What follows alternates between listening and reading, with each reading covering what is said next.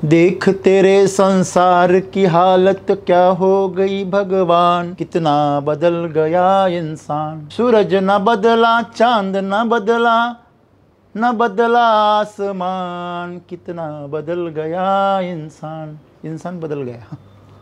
भगवान ने उसको इतना सुंदर बनाया, उसने अपने आप को घिनौना बनाया। जीवन, मनुष्य का जीवन जो है वो अनुभव से भरा हुआ है। अनुभव से ही जीवन का विकास होता है। हर इंसान जब पैदा होता है तो हर चीज़ का वो अपने ज्ञानेंद्रिय के मदद से, मन की मदद से, बुद्धि की मदद से क्या करता है? अनुभव करता है, फील करता है। और जब वो फील करता है तो उसके बारे में अपनी राय बनाता है और उसी राय के आधार पर अगले निर्णय लेता है और जीवन का प्रवास करता है। इसी तरह अपना जीवन चलता है। तो अनुभव जो है वो हमारा क्या है? जड़ है। हमारे जीवन की जड़ क्या है? अनुभव है। आप उस अनुभव को कैसे जीते हो? अगर आप अनुभव के बारे में जीवंत नहीं है, उसके बारे में जागृत नहीं है, तो गधे में हम में क्या फ़र्क है? गधे को आप कितना भी मारो, वो कचरे के ढेर पे जाने से नहीं बचता, क्योंकि उसको ज्ञान नहीं है, वो जागृत नहीं है। तो ये जो समझ है, समझदारी के साथ में अनुभव लेना, ये इंसान की फितरत होनी चाहिए, लेकिन नहीं है। आज मनुष्य की हालत क्या है? मुझे बचपन का वो गीत याद आता है। देख तेरे संसार की हालत क्या हो गई भगवान, कितना बदल गया इंसान। सूरज न बदला, चांद न बदला, न बदला आसमान, कितना बदल गया इंसान। इंसान बदल गया। भगवान ने उसको इतना सुंदर बनाया, उसने अपने आप को घिनौना बना दिया। देखिए, एक संजोग है, एक इत्तेफाक है। योगायोग से इस पिक्चर का जो नाम है वो नास्तिक है। इंसान नास्तिक बन गया। आज कोई भी युवा देखो, मैं ईश्वर को नहीं मानता, ऐसा बड़े सीना तान के बोलता है वो। और हद तो तब होती है जब वो बोलता है मैं कभी कभी मानता हूँ। देखिए, मैं ये नहीं कहता कि आपको ईश्वर को मानना चाहिए। ईश्वर कोई मानने की चीज़ है ही नहीं, वो तो जानने की चीज़ है। अगर मैं कहूँ मेरे हाथ में ग्लास है और इसमें पानी है, तो ये पानी मानने की चीज़ है कि जानने की चीज़ है? जानना पड़ेगा आपको। पी के, उसको हाथ लगा के, उसमें हाथ डाल के, कुछ टेस्ट करके आप उसको जान सकते हैं। उसके बारे में आपको मेहनत करनी पड़ेगी, उसको जांचना पड़ेगा। ईश्वर को मानना या नकारना, दोनों में कोई मेहनत नहीं लगती। और लोग नास्तिक क्यों बनते हैं?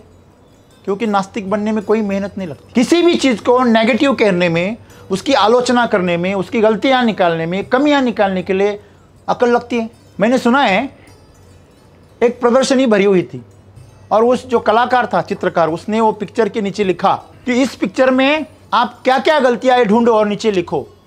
तो कहते हैं कितने कागज भर गए पता नहीं, इतनी गलतियां उस पिक्चर में लोगों ने निकाली। दूसरे दिन उसी कलाकार ने उसके नीचे पर्चा बदल दिया और बोल दिया आप इसमें जो भी गलतियां है उसको सुधारो। तो नीचे कोई सुधार का कागज नहीं था। ये हमें क्या बताता है? गलतियां निकालने के लिए कोई अकल नहीं लगती, कोई मेहनत नहीं लगती। इसलिए लोग नास्तिक बन जाते हैं, नेगेटिव बन जाते हैं। नेगेटिव बनना कोई मेहनत का काम नहीं है, लेकिन उस गलतियों को सुधारना, उस कमियों को भरना और जो सच्चाई है उसको जानना, इसके लिए क्या लगती है? मेहनत लगती है। मैं हमेशा कहता हूँ, अफवाहों को फैलाने के लिए कोई मेहनत नहीं लगती, इसलिए वो फैलती है। लेकिन सच्चाई को फैलाने के लिए आपको मेहनत करनी पड़ती है। अंधेरा करने के लिए कोई मेहनत नहीं है, प्रकाश करने के लिए आपको ऊर्जा खर्च करनी पड़ती है। गिरने के लिए कोई मेहनत नहीं है, चढ़ाई करने के लिए मेहनत लगती है। कोई बच्चा है ऐसा कहता है कि सर मैं फेल होने के लिए बहुत मेहनत किया, नहीं कह सकता, क्योंकि वो नेगेटिव है। तो हमको मालूम है जब सरकार बनाई जाती है ना, तो जो पक्ष में अल्पमत में आ जाता है, हार जाता है, उसको विपक्ष में बिठाया जाता है। तू आलोचना कर, तू गलतियां ढूंढ, तो इनकी कमियां ढूंढ, यही काम उनको दिया जाता है। हे प्रकृति भी, हे ईश्वर भी, जो नेगेटिव है, जो मेहनत नहीं करना चाहता, उसको नेगेटिव जीवन देता है, नेगेटिव सोच देता है, नेगेटिव दृष्टिकोण देता है। तो हम सोचते, मैं सोचता था बहुत दिन से, यार ये लोग नेगेटिव क्यों हो जाते हैं? ये ऐसा पूछने जैसा है, सर खाली खेत में घास क्यों उग जाती है? वो तो उगनी ही वाली है। गलत जो आदतें हैं वो लगानी नहीं पड़ती, गिरना नहीं पड़ता, गिर जाते हैं। वैसे है, ये प्राकृतिक है, गिरना प्राकृतिक है। उठना प्राकृतिक नहीं है। तो इसीलिए हमने सोचा है कि अगर हमें बढ़ना है, जीना है, जीवन का आनंद लेना है, तो हमें इस नेगेटिविटी को दूर करने के लिए मेहनत करनी होगी। आलस्य, अहंकार और अज्ञान ये आदमी को नेगेटिव बना देता है अपने आप। देखो, किसी के आप पूछो, एक जो आलसी आदमी होता है ना, उसके सामने आप कोई नई आइडिया रखो, अरे हम ऐसा करेंगे, वो बोलता है ये मुमकिन नहीं है, ये होगा ही नहीं। ये जो लोगों की सोच है, ये आती है आलस्य से, ये आती है अज्ञान से, ये आती है अहंकार से। क्यों? क्योंकि इसके लिए कोई मेहनत नहीं है, कोई ऊर्जा खर्च करनी नहीं पड़ती। एक बार एक गुरु शिष्य की जोड़ी थी। उस जोड़ी में वो शिष्य बहुत सेवा करता था, लेकिन बहुत नेगेटिव था।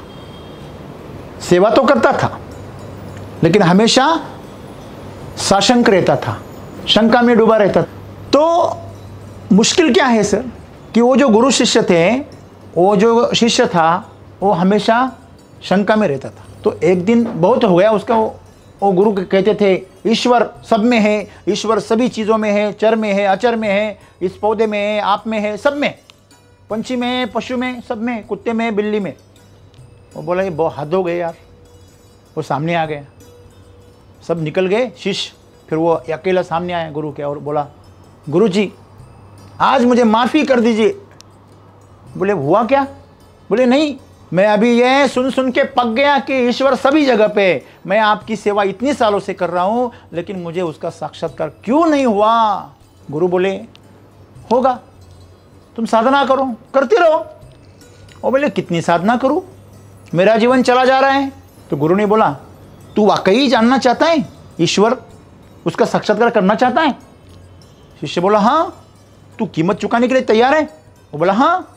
तो गुरु तो तिलमिला गए, क्योंकि अपना शिष्य अपने ऊपर क्या कर रहा है, शक कर रहा है। तो उन्होंने उसको पकड़ा हाथ में और लेके गए नदी में, पास वाली गहरे पानी में उतर गए, उसकी गर्दन को पकड़ा और उसको पानी में डुबा दिया। अभी वो शिष्य, अभी गुरु ने पकड़ा है तो ज़्यादा ताकत नहीं लगाया उसने। शुरू में तो उसने सह लिया, उसको सोचा कि गुरु बाद में छोड़ देंगे, मेरे को थोड़ी मरवाएंगे। लेकिन बहुत देर हुई, उसकी सांसें फूलने लगी, उसके फेफड़ों में पानी भरने लगा, वो तड़फड़ाने लगा। उसने ताकत लगाई, लेकिन गुरु ताकतवर था उसने उसको छोड़ा नहीं। उसके फेफड़ों में पानी उतरने लगा, उसकी जान जाने लगी। तब गुरु ने उसको ऊपर निकाला, उसने सांस भर दी, अपने मुंह से पानी बाहर फेंका। फिर गुरु ने उसको बाहर लेके आया और बिठाया। वो गुरु की तरफ ऐसे देखने लगा कि ये दुश्मन है मेरा मेरी जान ले रहे। वो बोला गुरु, ओ गुरु जी आप मेरी जान ले रहे थे या मुझे भगवान के दर्शन दिला रहे थे? ये कोई तरीका है? गुरु बोले यही तरीका है। मुझे एक बात बता, जब मैंने तुझे डुबाया नीचे, तब तू ईश्वर के बारे में सोच रहा था?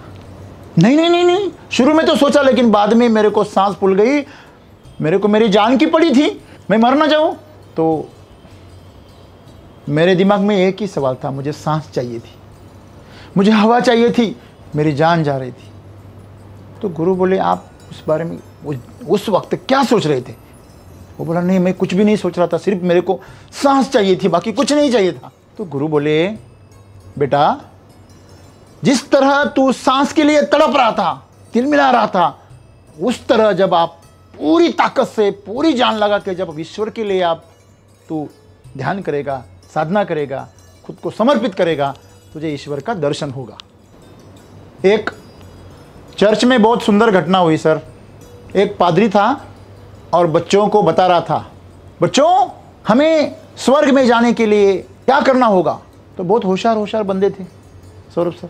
वो बोले, कोई बोला सर आपको पुण्य का काम करना पड़ेगा, लोगों की सेवा करनी पड़ेगी। कोई बोला आपको ईश्वर के सन्निधि में रहना पड़ेगा, दान धर्म करना। ऐसे बहुत सारे जवाब आए।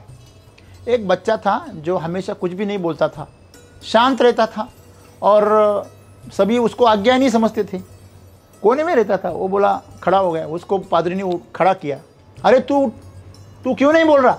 तो उसने जवाब दिया, फादर मुझे लगता है स्वर्ग जाने के लिए सबसे पहले मरना होगा। ऐसे हैं हम। हमें स्वर्ग तो जाना है लेकिन मरने के लिए तैयार नहीं है। सर हमें जीवन सुंदर चाहिए, हमें बड़े बड़े सपने हैं, बड़े बड़े ख्वाब है, बहुत सारी इच्छाएं हैं। हम सभी चाहते हैं महान बन जाए, सक्सेसफुल बन जाए, दुनिया हमें याद रखे, हमारे माँ बाप हमारे ऊपर गर्व करे। लेकिन हम उसके बदले क्या देना चाहते हैं सर? हाँ? कोई बोलता है मैं खाना छोड़ दूंगा, कोई बोलता है मैं पैसे छोड़ दूंगा, कोई बोलता है मैं सोना छोड़ दूंगा। ये सब चीज़ें जो आप बता रहे हैं, जो पैसा है, पद है, प्रतिष्ठा है, ये कौड़ी की कीमत की है, इसकी कोई कीमत नहीं। आपको जीवन दांव पर लगाना होगा। और जीवन क्या है? ऊर्जा और समय है। आपका समय देना होगा दूसरे को, जो आज लोग नहीं देते। देंगे भी तो जो अपनी प्रशंसा करता है, अपने को कंधे पे लेके नाचता है, उसी के साथ करेंगे, उसी को टाइम देंगे। लेकिन वो टाइम देना नहीं, वो टाइम लेना है। हम लेने के लिए बहुत ही उतावले हैं लेकिन देने के लिए नहीं है। सोचिए सर, हम दूसरों को कितना टाइम देते हैं। हमारा जो कीमती वक्त है, अगर हम शादी में जाते हैं तो पहले देखते हैं यार कब खत्म हो जाएगा और कब खाना मिलेगा और कब मैं जाऊंगा। वक्त बर्बाद करने में हमें बहुत इंटरेस्ट है। जो हमें मिला है कीमती, यही हमारा जीवन है, हमारा वक्त यही हमारा जीवन है। और दूसरा है ऊर्जा, हमारी जो शक्ति है हम कहाँ लगाते हैं? देखो, लोग दूसरों से दिमाग बहुत लगाते हैं, दिमाग लगाने में बहुत खुजली आती है लोगों को, लेकिन दूसरों को समझने के लिए लोगों को इंटरेस्ट नहीं है। समझाने के लिए हर कोई तैयार है, सलाह देने के लिए हर कोई तैयार है। आज मनुष्य का जीवन विनाश की ओर, अंधकार की ओर, दुख की ओर, यातना की ओर क्यों जा रहा है? नेगेटिविटी की ओर क्यों जा रहा है? बीमारियों की ओर क्यों जा रहा है? क्योंकि वो अपना समय और अपना ऊर्जा को बहने दे रहा है, नीचे की ओर बहने दे रहा है। तो आज सदगुरु को कहना पड़ा, आपको जीवन में अगर सक्सेस होना है तो सृजन करना पड़ता है। माँ खाना बनाती है हर दिन, इसलिए माँ का रिस्पेक्ट है। वो बच्चा पैदा करती है, सृजन करती है, इसलिए उसका रिस्पेक्ट है। माँ को बच्चा मत पैदा करने दो, माँ को दूसरों की सेवा करने मत दो, माँ को माँ का दर्जा नहीं मिलेगा। तो वाकई आपको सृजन करना चाहिए। अगर जीवन में बहुत बड़ा, देखिए जितने भी बड़े बड़े लोग हुए उन सभी लोगों ने सृजन किया। सृजन का मतलब क्या हुआ? कुछ नया किया, कुछ लोगों की समस्याएं दूर कर दी। आज वाकई आप देखिए सब तरफ लोग दूसरों के जीवन में क्या करते हैं? समस्या पैदा करते हैं। लोग इतने खतरनाक हो गए, आप उनके बारे में कुछ भी मत कीजिए, फिर भी वो आपके दुश्मन बन जाते। आप उनको प्यार दीजिए, आप उनको संभालिए, उनकी मदद कीजिए, वही उल्टा हो जाते। आप 99 बार मदद कीजिए और 100वीं बार मत कीजिए, वो 100वीं बार आपका दुश्मन हो जाएगा और वो सबसे खतरनाक दुश्मन बनेगा। ऐसे होता है क्यों? क्योंकि वो सृजन नहीं कर पाता। तो आज लोग परजीवी हो गए। क्यों? क्योंकि उनको सृजन नहीं करना है। वो अपनी ज़िंदगी खुद नहीं बनाना है, दूसरों के ऊपर जिंदा रहना है, डिपेंडेंट। इसीलिए सदगुरु क्या कह रहे हैं? एक तो हमें यही पता नहीं सृजन क्या बात है। सृजन के आधार पर हमारा जीवन इंडिपेंडेंट, मुक्त हो जाता है। तो आपको सृजन करना पड़ेगा। आप अभी दूसरे के आधार पर जी रहे हैं, आपको खुद को लोगों का आधार बनना पड़ेगा। उसी को सृजन कहते हैं। प्रकृति ने आपको सब कुछ दिया, आपको इतना पाल पोस कर बड़ा किया, तो आपकी अब जिम्मेदारी है आप सबको संभालो। तो इसलिए अगर आप जीवन में किसी भी अनुभव में गहनता से नहीं उतरेंगे तो आप किसी भी चीज़ में नया गहन सृजन नहीं कर सकते। सबसे अच्छा देखिए, सभी के पास में कॉमन चीज़ें होती है, लेकिन किसी एक के पास में कुछ स्पेशल होता है, और वही वो स्पेशलिटी है उसको क्या बना देती है? फेमस बना देती है। तो ढूंढिए ना आपके अंदर क्या स्पेशल है, उसको विकसित कीजिए, दूसरों को कॉपी मत कीजिए। इसलिए आपको आपके अनुभव में गहरे डूबना पड़ेगा। उस शिष्य की तरह आपको खुद की मुंडी पानी में डुबानी पड़ेगी। वो कर सकते हैं आप, और यही तो आज सदगुरु चाहते हैं। आपकी पूरी ताकत आप लगा दो उस चीज़ में जिस चीज़ में आप कुछ नया कर सकते हो। वो नया करने के लिए कुछ भी नहीं चाहिए।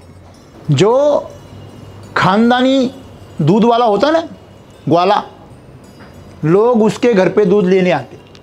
और जो ऐसे पैसे के लिए ग्वाला बना हुआ है ना, वो घर घर जाकर दूध बेचता है, क्योंकि उसकी कोई इज्जत नहीं, क्योंकि उसमें वो क्या करता है?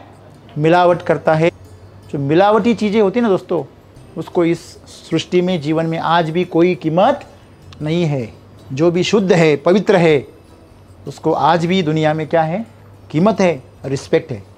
आप शुद्ध बन जाइए, आपके अनुभव में उतर जाइए। लेकिन लोग अनुभव भी करते हैं ना तो उथले उथले करते हैं, गहरे उतरते ही नहीं है। आप अगर गहरे अनुभव करेंगे, पागल हो जाएंगे, तो आपको पता है तो आपके साथ क्या होगा, चमत्कार होगा। आज जिन लोगों के साथ चमत्कार हो रहा है, उन लोगों ने अपने आप को डुबा दिया, गहरे डुबा दिया। पानी में गहरे जाओगे ना, तभी आपको पता चलेगा रहस्य क्या है। आप उथले उथले जितना भी आप तैरोगे, आप जीवन की गहराई को कभी नहीं समझोगे। इसलिए आज सद्गुरु हमें यही बता रहे हैं कि आप अगर जीवन में सबसे अच्छा जीवन चुनना चाहते हो, सबसे अच्छा महान जीवन चुनना चाहते हो और बनना चाहते हो, अपने आप को एक सफल इंसान बनाना चाहते हो, तो आप क्या करो, सृजन करो, गहरे में उतरो, अपना सब कुछ दांव पे लगा दो। आपकी ऊर्जा, आपका समय पूरा दांव पे लगा दो, या आर या पार। जब आप ऐसा करने में सफल हो जाएंगे ना, तो पूरी प्रकृति आपको सफल बनाने के लिए आपकी क्या करेंगी, सहायता करेंगी, काम में जुट जाएंगी। तो दोस्तों, आज हम संकल्प करें कि हम जो भी कर रहे हैं उस अनुभव में गहरे में उतरेंगे, पूरा ध्यान उसी में डाल देंगे, जो कर रहे हैं उसमें डूब जाएंगे। एक दिन हम गहरा सृजन करेंगे और जीवन को एक बेहतरीन ऊंचाई पे लेके जाएंगे। धन्यवाद।